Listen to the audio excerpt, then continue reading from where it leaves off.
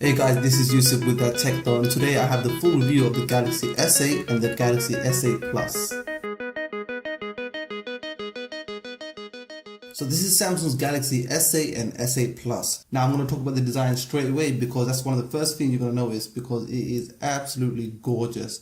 I'm using the S8 because it's more comfortable to hold, and for something that's a 5.8-inch display, it doesn't feel like it. In fact, it's actually more narrower than the S7 Edge, the Pixel, and it has a 5.8-inch display. It's just really amazing what they've done here.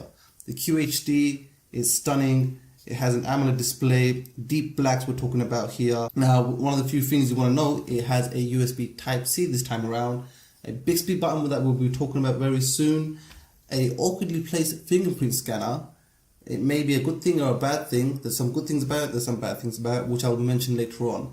And it doesn't have a physical home button. Instead, it has software keys, just like your Nexus or Pixel devices.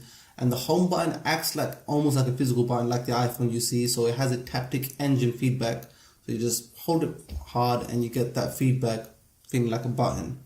Now, the specs on it is the Exynos I'm running, so it's the international version. 4 gigabytes of RAM. It has Samsung's dual pixel technology, so the crazy autofocus on this is fast.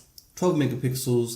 The sensors are here, a heart rate sensor as well, a front-facing camera which is 8 megapixels here with autofocus. Let's talk about the display a bit more. It is actually a longer display, so it has an 18 by 9.5 aspect ratio. It's a bit weird, but when you're watching movies, it looks great. The curved display is really nice. It's a bit more subtle than the S7 Edge, which is a good thing because sometimes you get accidental presses. But then again, Samsung software has improved, so the palm rejection is much more better. And yeah, it looks amazing. Now, performance on the S8 is absolutely fine. You can run any applications with no problem whatsoever. In fact, it has a few modes that you can choose from optimize, gaming, entertainment, and even high performance. But from time to time now and then in high performance mode, I noticed that a few frames drop in certain animations. It's not the end of the world, but obviously a software update can sort that out. Multitasking, all of that is absolutely fine. This thing is actually a beast, so no problems there whatsoever. Okay, so let's talk about Bixby, Samsung's virtual assistant, and basically I'll be short and simple about this. It's Google Assistant and a few things that I don't think I'll ever be using. I tried it a few times during my time with the device, and really and truly, it's not really something wowed about. It's really boring. And I tried the Bixby camera feature where you can basically take a picture with your phone and it will scan the object that you're taking a picture of and give you an item on Amazon. I just think that's totally worthless because I don't see myself doing that very often. Bixby for me is no way good as Google Assistant because Google Assistant, I know what it is. It's quick, it's fast, it's relevant. And to be honest with you, I don't like the placement of where it is. It's right next to the volume rocker, and from time to time I press Bixby accidentally. I'm just trying to figure out if Samsung done that intentionally just for us to use Bixby, but who knows. So that's Bixby. I'm not going to use it. The fingerprint scan on the back, I'm a Pixel user, so I got used to it with no problems. The few issues that I do have with it is that it is too small, and sometimes I do not get a scan correctly, even if I do place it correctly, and I do sometimes smudge the lens. It's not a huge issue. You can get around it, get used to it. But anyone that's using an iPhone 7 or anything before, any of the iPhones, or the Galaxy S6, S7, they'll have to get used to a new fingerprint scanner being on the back. It's pretty good, but it's not the best. Now, one thing I forgot to mention is that I use the iris scanner, and I thought I'll give it a go because, I just want to see if the iris scanner actually works and is it really convenient. And to be honest with you, I've been using the iris scanner more than the fingerprint scanner, and it's actually really, really good. It's quite accurate, it's very fast, and sometimes I forget I'm even using the iris scanner. So when I actually open my phone, it just opens without me pressing the button, which is great. So it's really nice that the iris scanner is actually accurate, fast, and it works at night as well. Now let's look at something different. It's called Samsung's DeckStation.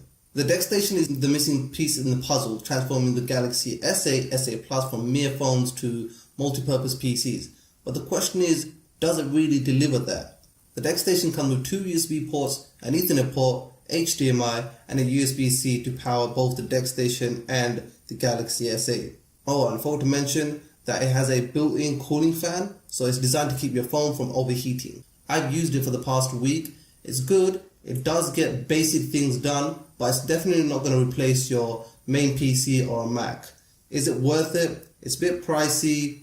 Not every app is optimized, and to be honest with you, they've got a long way to go, and I hope that the next year's one we see something better and a bit more stable and more apps optimized. Let's talk about the camera, and I think everyone wants to see what's this one all about. I've laid out a separate video for this, a blind test between the S8 and the Pixel. Now, one thing you want to quickly take note is that the S8's camera is practically the same sensor as the last year's S7 or S7 Edge. So if you want to see a video of that, there's a card here, click on that and it'll take you straight away to that video. Now, the camera on this is really good. It's as good as the S7 Edge, if not better. But if you're going to compare it to the Pixel stills, the Pixel, in my opinion, does a better job. The video recording, there's some few pros and cons, but overall, the camera here is fantastic. Finally, let's talk about battery life. Now, this is QHD, so it's driving a lot of pixels, but consider that this is a newer processor here. That means it's more efficient. I got good battery life on this. My SOT on this, screen on time, it's around 6 hours. The Galaxy S8 Plus, it gets about another 40 to an hour more, so it's really good. Considering that it only has a 3000 milliamp battery and the Galaxy S8 Plus has a 3500 milliamp battery. Now conclusion time. Do you want a Galaxy S8? Do you really need a Galaxy S8? That's the two things you need to ask yourself. Anyone that wants the latest and greatest and always after the best phones, go for the Galaxy S8. It's a stunning looking device. It will do what you want it to do with no problems. You'll be happy with it. Anyone that thinking, do they need to upgrade from, let's just say, an S7 or an S7 Edge? I personally don't think it's worth the upgrade. If you're using an S6 or an older phone, go that way, because that's something you can consider because of the bad battery life the S6 had and the heating issues. Prices on this are quite high. It's 689 in the UK for the S8, and S8 Plus is about 779. So consider these prices are quite high.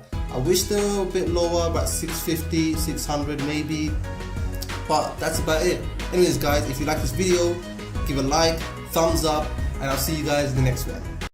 We were told by this legend that if you put this picture up on any phone, it turns into a Galaxy S9.